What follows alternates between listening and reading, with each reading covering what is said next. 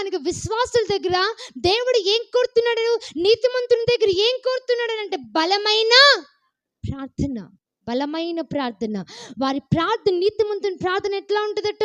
మనపూర్వకంగా ఉంటుంది, హృదయపూర్వకంగా ఉంటుంది. ఆ ప్రార్థన చాలా బలము గలదట. హల్లెలూయా, హల్లెలూయా. ఎంత బలము గలదని అక్కడే చెప్తాడు. ఏలియా మనలాంటి స్వభావము గల మనుష్యుడే అయినప్పటికీ కూడా అతడు వర్షము కొరకు ప్రార్థన చేస్తే 3.5 సంవత్సరాలు వద్దు అంటే దేవుడు ఆఫ్ చేశాడండి. ఎంత బలము గలదా ప్రార్థన.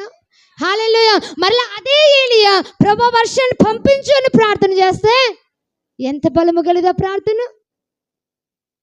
ఇక్కడ చెప్పునా, అందరూ వాక్యంలో చెప్తా ఉంటారు ప్రార్థన పరిస్థితులను. నేనంటాను, నీ ప్రార్థన దేవుని నిర్ణయాన్ని మారుస్తుంది. హల్లెలూయా, హల్లెలూయా. ఒక విషయం చెప్పిన, ప్రార్థనకున్న గొప్ప బలం ఏంటో తెలుసా?